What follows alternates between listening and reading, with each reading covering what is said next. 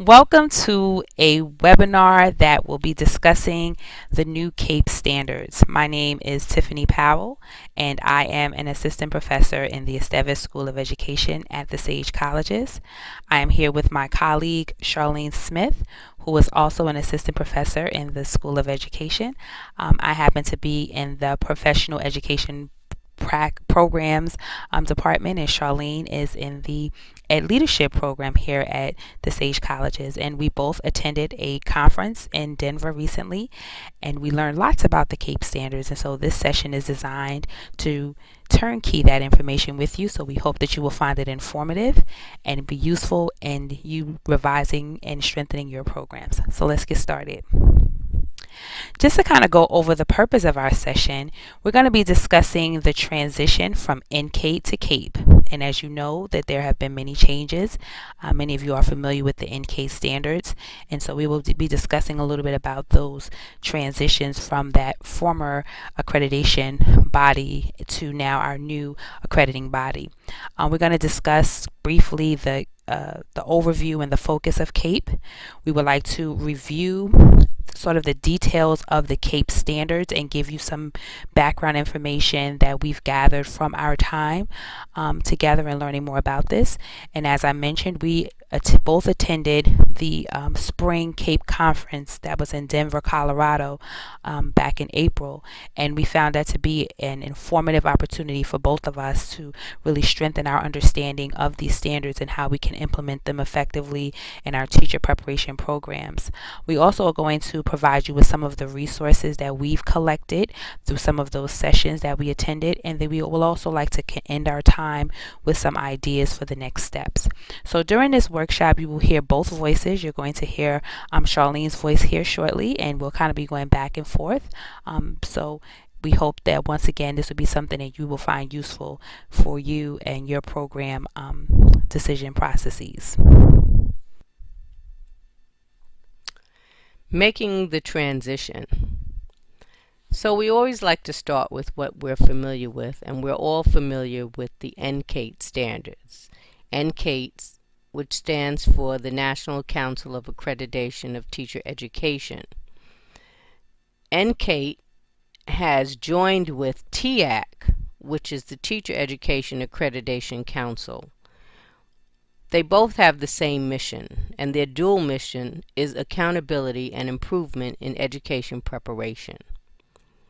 Both organizations, since their mission was the same, it made sense for them to join together. And so in July of 2013, the two organizations joined and became what we now know as CAEP, or the Council for Accreditation of Educators Preparation. So what is CAEP all about? There was a statement that we thought was really important, and we pulled it directly from the CAEP Accreditation Standards Manual, and it says, teaching is complex and preparation must provide opportunities for candidates to acquire knowledge and skills that can move all P12 students significantly forward in their academic achievements, in articulating the purpose of education in their lives, and in building independent competence for lifelong learning. We realize that CAEP is this governing body that really is about preparing candidates to be effective in the P12 environments. So it's critical that all of the dynamics of the way that teacher preparation programs are run are really tightened in a way that any loopholes that may have been in our programs before, this is an opportunity to tighten them. This is an opportunity to make them stronger and to cause us as those preparers to think really critically about what we're doing and why we're doing it. So when we think about what CAEP is moving us towards, it really is an opportunity for us to really critically analyze our practice and our programs and think about how we can make them better. So the rest of what we'll hear throughout this time today will be discussing some of those dynamics in a more detailed manner. So here are the 5 standards. Standard 1 focuses on content and pedagogical knowledge of our candidates. Standard 2 focuses on clinical partnerships and practice. Standard 3 focuses on candidate quality, recruitment, and selectivity. Standard 4 focuses on program impact, and Standard 5 will focus on provider quality assurance and continuous improvement. Over the next number of slides, you will see that we're going to outline each of those standards with a little more detail and kind of add in our understanding of them and how we found the conference to really add to our deeper knowledge. So let's begin with Standard 1, Content and Pedagogical Knowledge.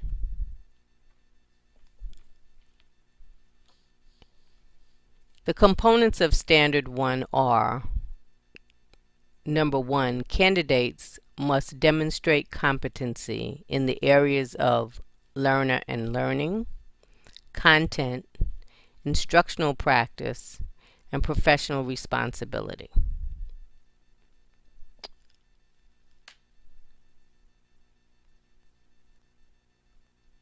Provider responsibilities are to use research as evidence to measure and monitor student progress, to create assessments that provide evidence of content and pedagogical knowledge, for example, teacher certification exams and program assessments, the candidate's knowledge of Common Core standards or career and college readiness P12 students, and candidates must demonstrate integration of instructional technology.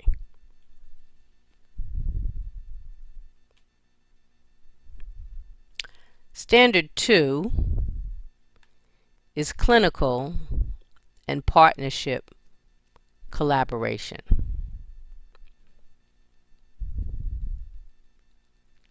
In Standard 2, Element 2.1 talks about partnerships for clinical preparation.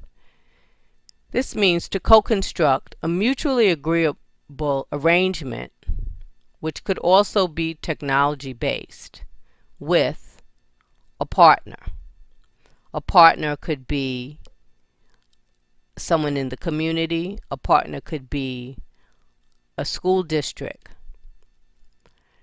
And that you have mutually agreeable expectations with that partner.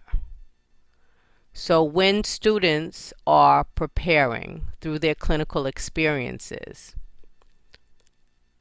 we must connect with our partners and agree on our expectations so our program is aligned. 2.2 talks about or focuses on clinical educators. That we co-select with our partners. We prepare, we evaluate, we support, and we retain high-quality clinical educators, both provider-based and school-based. This means when we select a partner, the partner can be from the school or from a school in a district. But they must demonstrate a positive impact on the candidate's development and their P12 student learning and development. 2.3 focuses on clinical experiences. The partners or the providers work with partners to develop clinical experiences. So there must be a dialogue and a connection with the places or the schools or the districts where the students are experiencing their clinical experiences. Also, the clinical experiences must be structured to have multiple levels of assessments of professional dispositions, which also relates or overlaps with Standard 1.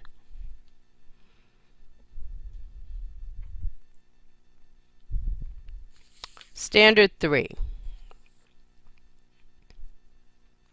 Standard 3 is very important. Standard 3 focuses on candidate quality, recruitment, and selectivity.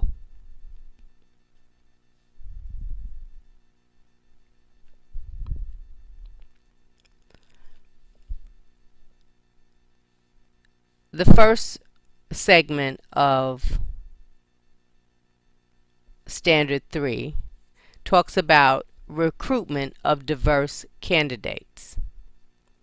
The provider must present a plan with goals to recruit and support the completion of high-quality candidates from a broad range of backgrounds and diverse populations to accomplish their mission.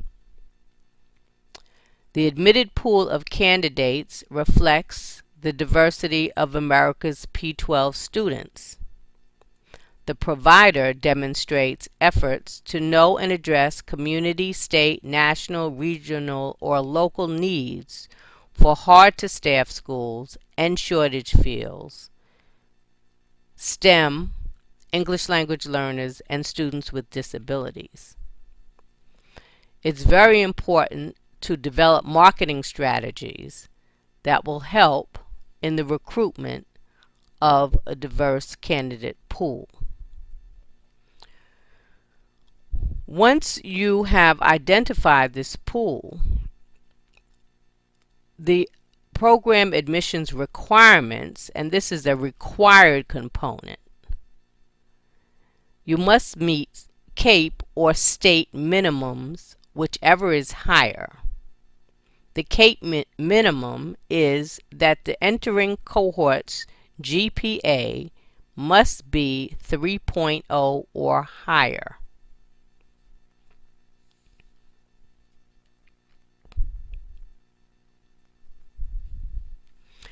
You must establish and monitor disposition beyond academics, and the provider can select the criteria. One of those things could be the progression through the program, which could be monitored by establishing transition points, which would let the student and the school know exactly where and how the student is progressing in the program. You must show multiple ways to produce evidence that shows that this candidate is advancing through the program and developing competencies throughout. Before you can recommend for licensure or certification, documentation of the ability to teach in the field with a high standard of content knowledge must be provided. The candidate's understanding of the Code of Ethics, professional standards of practice, and relevant laws is also important. Standard 4 focuses on program impact.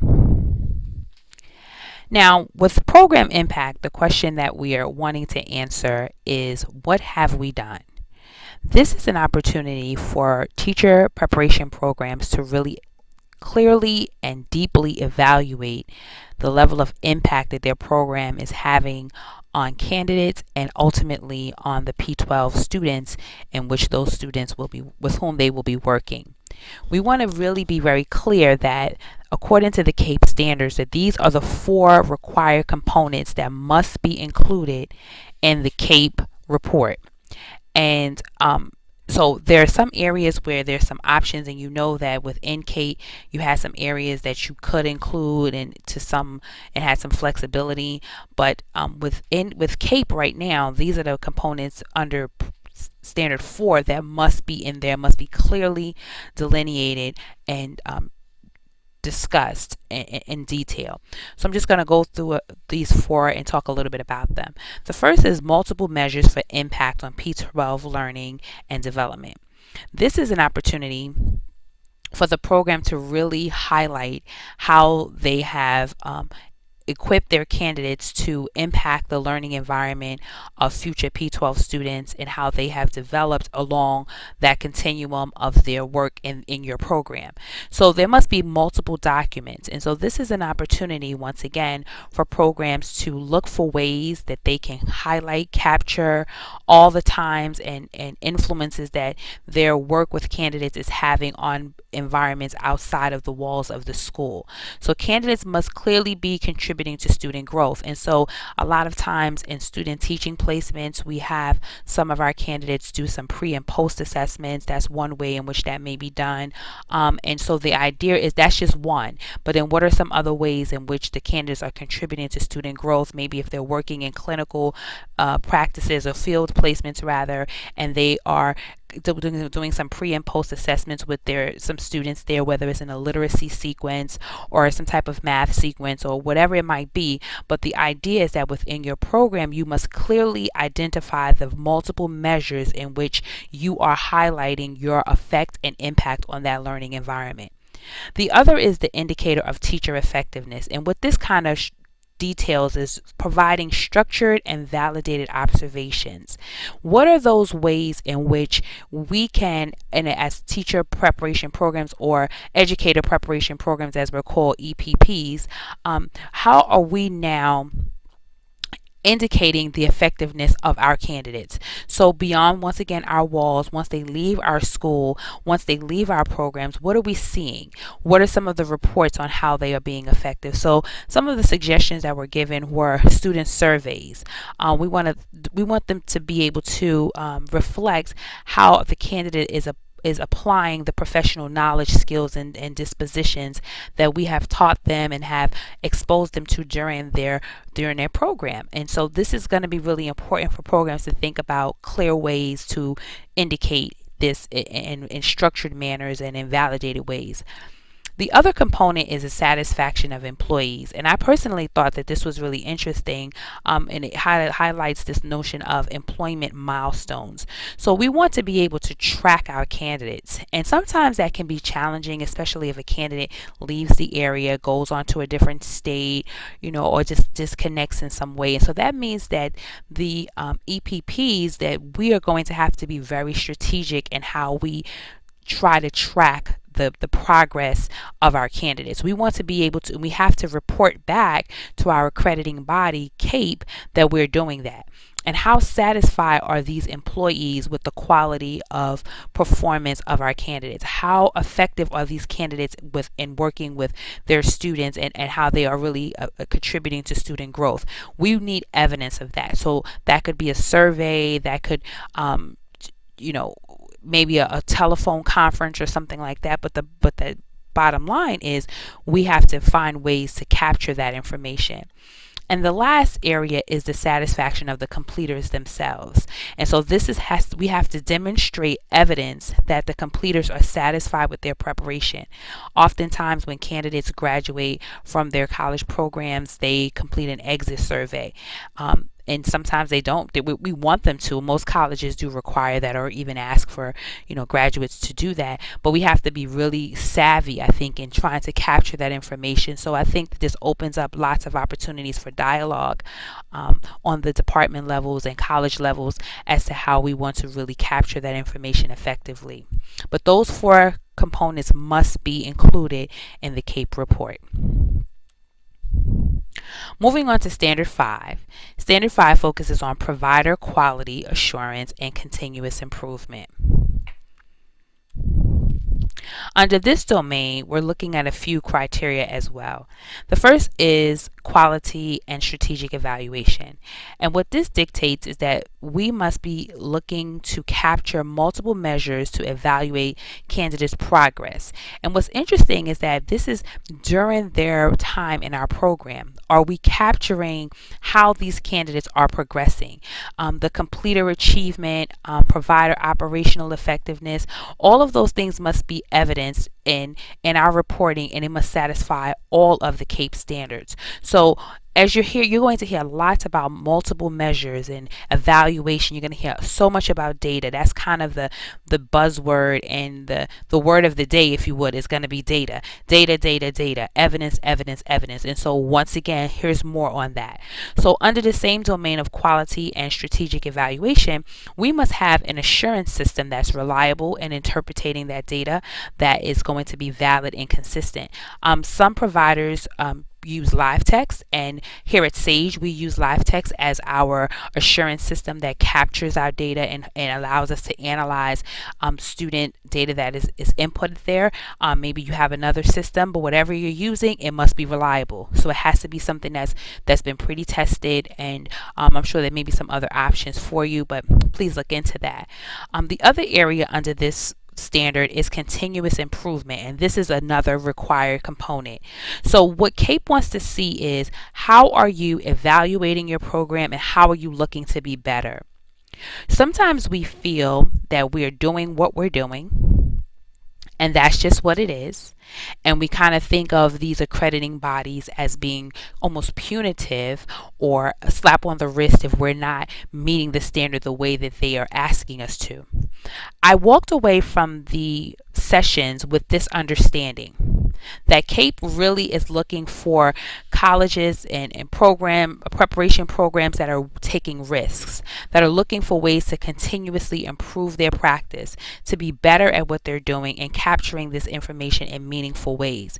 And so I found, even though some of the information seemed a little bit overwhelming because it was so much in a short period of time, I did get this understanding that there were people at the CAEP offices in DC that are wanting to help us and wanting to help programs move forward in their development of their programs. So one of the things that's critical is the regularly and systematically assessment performance against program goals. And so what that means is that we need to know what our goals are, and we need to be regularly and systematically assessing, are you meeting those goals? So it's not just that one time of year where you look at your goals and you maybe you put them in your syllabi and you say that's it. It's just an opportunity to clearly capture what you're doing in a systematic and in a regulated manner to help you to know how you can do it and how you can do it better. So maybe one year you did it one way, how can you improve on that? And so there are opportunities for narratives, which we'll talk about at the end, because there is an opportunity for sort of some extended steps beyond this, even this webinar, that I think will be helpful. The other area is measures of completers' impact on student growth. And in Standard 4, we talked a lot about that. But under the continuous improvement, CAEP is really wanting us to really capture how we are going to measure completers' impact on student growth. When I read that standard the first time, my first impression was that this was not easy to do. And so I'm kind of happy to see that under this continuous improvement standard, that there's space to continue to work on that, because trying to get people to respond to your program after they've left can be a challenge. But I think that it's obvious is something that we're required to do, but perhaps just having some wiggle room and being able to capture that is available. And that last area is to ensure that stakeholders, that will be alumni, employee practitioners, are all involved in this program assessment. So we are not expected to be silos. We're not expected to go off on our own and just think of this in our own little offices. But we are expected to reach out to those stakeholders who are contributors to our programs, who are supportive of our candidates in the program, and really hear their voice and help us to be better at what we do. So I think that kind of captures the essence of Standard 5. And in actuality, it captures all the 5 standards, and we hope that it did give you some insight into what each of these standards are asking. We will come back again toward the very end and give you some other ideas to move forward in each of these. But we are going to move forward with another section that we think could be very helpful in deepening our understanding. Now we have shared with you the new CAEP standards and some description and explanation of how you can best address them at your school. As Tiffany said earlier, we attended the Spring CAEP conference in Denver. And as part of that conference, in addition to attending workshops on each standard, we also attended other workshops that were aligned with the standards, and we thought they would be very helpful and informative for you to use as supportive resources. So Tiffany is going to begin sharing one of the workshops that she attended with you, and then I'll come back later and share with you two of the workshops that I attended that were also aligned with the standards. One of the sessions that I attended was titled Techniques for Quality Assessments, and it was delivered or facilitated by two faculty from Tennessee State University. What I first found unique about this session was that one of the presenters was actually the dean of the College of Education, and the other person was her associate, and so she kind of worked with the dean, and she was sort of the accreditation person at the college and had recently been hired. Interestingly enough, that person who was the accreditation person that was on the team, she had only been with the institution about 3-4 months, and she was at this conference with her dean presenting this workshop, and I thought that it was extremely helpful. Some of the dynamics that they discussed was really around this culture that supports change, and she one of the main presenter was using the Lewin's model of change, and how it's a cyclical process and you have to really engage multiple stakeholders in that discussion and so forth. And I thought that in the conversation there was one dynamic that really stood out to me, and that would be this idea of the students and their performance on the praxis exams. So many of you are familiar with our New York State teacher certification exams and the changes with those, but one of those is the ALST. And so that exam is around liberal arts and sciences and is very similar to the praxis that is given to candidates in different states across our country. And so one of the things that they did in Tennessee State was, as they were evaluating their scores, instead of just sort of sitting and scratching their head and wondering how they were going to single-handedly address the performance levels of those candidates on that exam, they really proactively and very gently addressed the liberal arts and sciences faculty. And the manner in which they did that was they provided a list of scores, and they went to the faculty and they said, okay, we have some scores, some assessments that we have gathered, and we just want your thoughts and ideas about them. And so as the different faculty were looking at the scores and having conversations amongst themselves, they realized that they could probably easily take those standards and take those areas that were not addressed and not reflected on the candidate's performance, and really intertwine those objectives in their classroom practices or their teacher practices. And that was a major shift at the college level. They talked about moving departments, moving them from one side of campus to the other. They talked about a lot of strategic and structural things that I thought were really powerful. And in that process, they were discussing moving from accreditation to this continuous improvement model, continually looking at how to evaluate their programs in effective ways. And this other piece in that assessment and looking at that data really closely was they talked quite a bit about inter-rater reliability and the content and criterion validity of the assessments that they were administering. And so as we've been continually talking about data, this session really highlighted a variety of ideas of how they did that, but I just wanted to capture that it can be done. And as I saw, what I took away from this session is the collaboration. There were stakeholders at the college level, especially, that worked together to be able to capture what they needed to capture, and it made a huge difference. So that was very significant to me and in my understanding of how to really address standards 4 and 5 for CAEP. One of the sessions that I attended was a session entitled Developing Performance-Based Assessments for Early Clinical Experiences. This session aligned with Standard 2, particularly 2.3, that focuses on the provider working with partners to design clinical experiences for the candidates. Standard 2 focuses on demonstrating evidence in a clinical setting. So a group of colleagues from universities across the country, Ohio University, Auburn University, Salisbury University, Teach Oregon Project, the Maryland State Department of Education, the Alabama State Department of Education, and Northeastern State University have joined together to conduct a study and develop a matrix for assessing teacher competence in developmental curriculum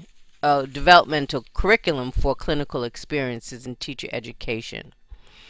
Their matrix was based on the INTAS standards and also looked at what levels the candidates were at in developing in each area of those standards. So the standards they used were learner development, learning differences, and learning environments as one category, content knowledge and the application of content as another category, assessment, planning for instruction, instructional strategies as another category, and professional learning and ethical practice, leadership, and collaboration as another category. The matrix also sought to assess whether each candidate was in the exploring stage, which was a very early developmental stage. Were they engaging or beginning to actually implement practices in a particular standard, or if they were emerging, meaning they were becoming very competent in those particular standards. The group of colleagues brought this matrix to the conference to share with the practitioners in the field to determine whether it was determined or deemed a worthwhile activity, and if they would gather enough data to the field. They also developed some examples of performance-based assessments, which again aligns with Standard 2.3. And those standard-based assessments, for example, or performance-based assessments, were for Assessment 1, Learner Development, teaching a developmentally appropriate lesson. An example for performance assessment for content knowledge and application for content would be engaging with the content during a unit of instruction. And an example of a performance assessment for leadership and collaboration could be communicating with a parent. So this workshop was very good because it allowed colleagues to be in conversation around standards that could identify candidates who were performing well in the areas of competency that were necessary for them to be able to exit the program and enter the workforce and deliver quality instruction to P-12 students.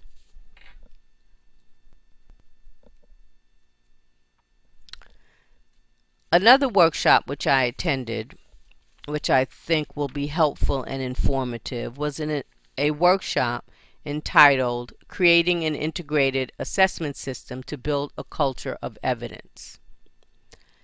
The assessment coordinator from the National University School of Education and the executive director of the Office of Educational Effectiveness and Accreditation presented this workshop. The workshop was entitled Creating an Integrated Assessment System to Build a Culture of Evidence. What they shared was how to build an inclusive culture of evidence at their school, which is what they actually did beginning in 2008. And of course, this was then based on the CAEP standards. What they did was they set some clear expectations, and they made sure those expectations were communicated across the college. They communicated these standards with administration, with faculty. They conducted assessment events.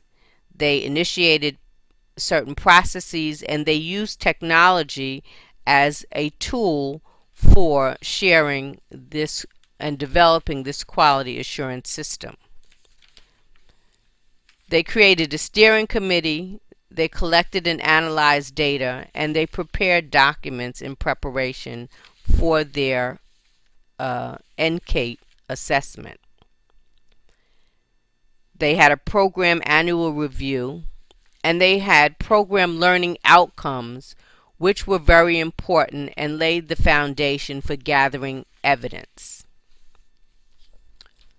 Finally, they built this culture of evidence, and they felt that this was an integrated approach to assessment, which required them to communicate, to collaborate, and to actively participate in a process to build assessments and provide evidence that their program was working and producing candidates who could come into the workforce and be effective teachers. This workshop definitely aligned with Standard 5 because Standard 5 focuses on provider quality assurance and continuous improvement. And this system allowed them to create a system for continuous improvement at their school. The end of assessment is action, and to build a culture of evidence, this action must be thoughtful, meaningful, and ongoing. We really hope that you have found this information helpful. And so we are now moving toward the end of our time together, and we wanted to leave you with just two other items. The first is resources. If you don't already know, you can find a variety of resources available on the CAEP website, and we have included the web address here for you. One thing that is going to be really important is that you access the standards. And oftentimes when we have important documents of this nature, people will just download them and just sort of put them on a flash drive and really only look at it when they need to, sort of like a reference guide.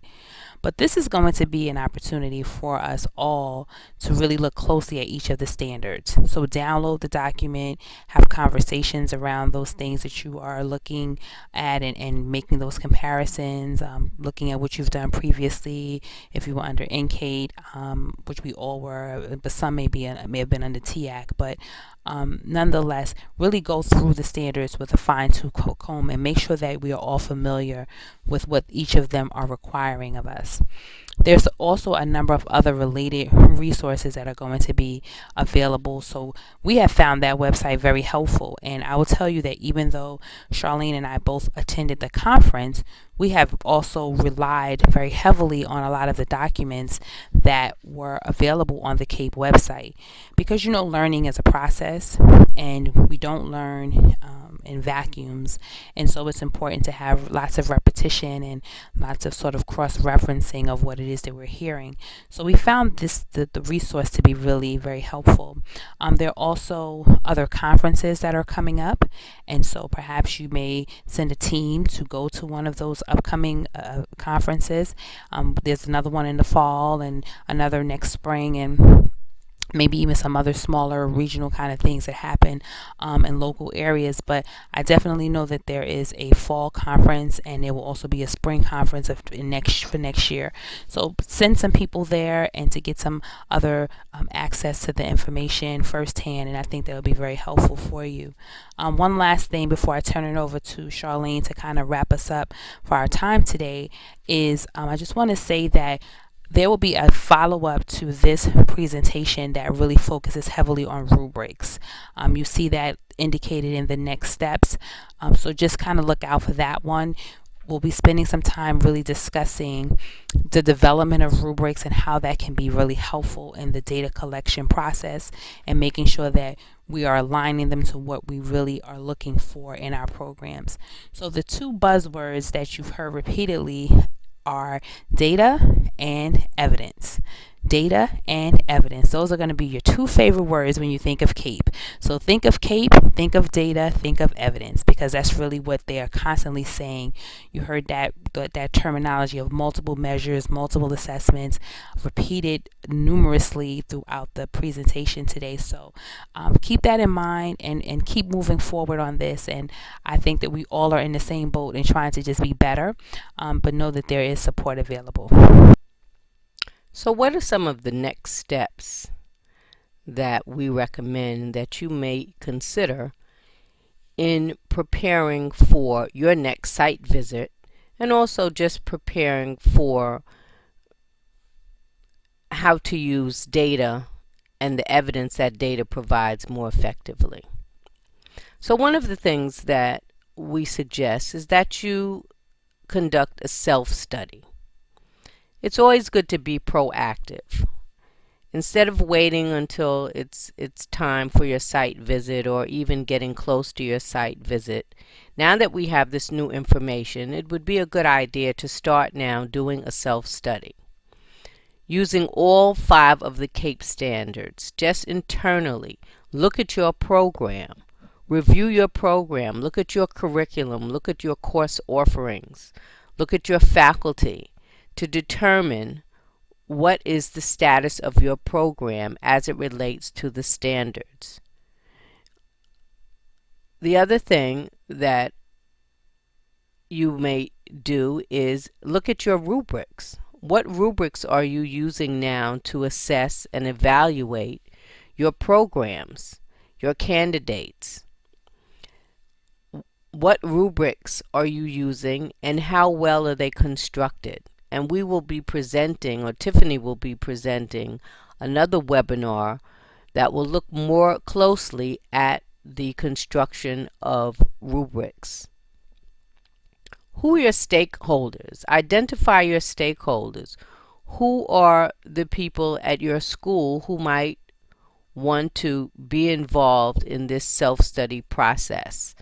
As I shared with you, the workshop that I attended that was aligned with Standard 5. They looked across the college at the administrative level and at the faculty level, and included stakeholders from both of those levels to begin looking at data and assessment of their program.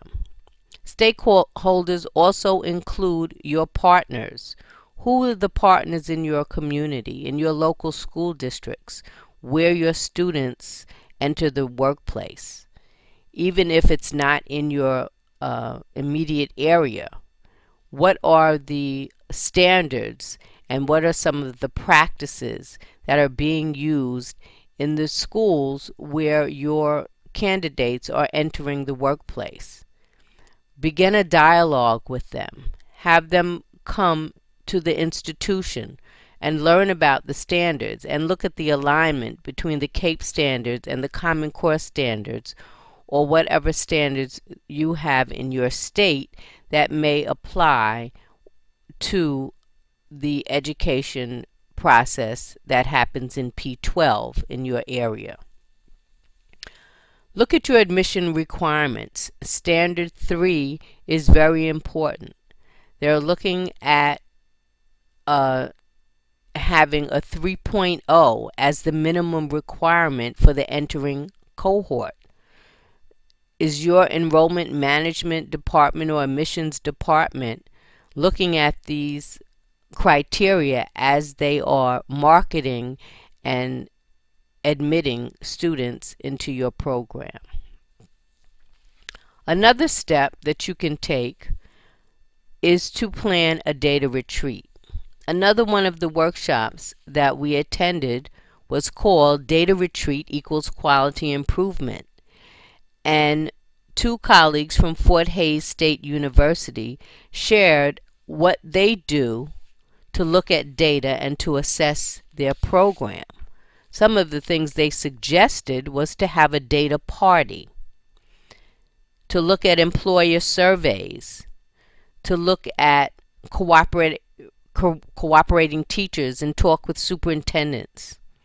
They looked at their data every month, and they worked with their partners to look at data to determine whether or not the candidates were coming into the workplace prepared to deliver quality instruction. So look at having a data retreat. Look at your data, analyze it, review progress from one month to the next, set goals. Look at your data instruments. Look at the tools you are using for assessment. Interpret your data. Look at trends and report and develop an assessment committee. Data, again, is one of the buzzwords, data and assessment. The focus of CAEP now is not only what is the quality of your program in terms of your curriculum offerings, but how do you know that your curriculum is producing a candidate that's ready to go into the workplace and deliver quality instruction to P12 students. Thank you so much for spending this time with us. We enjoyed sharing with you what we have learned and also some of our ideas for next steps.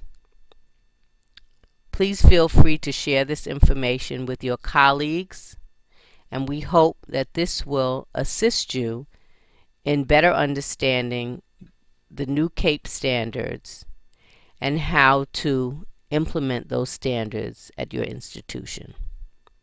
Thank you very much.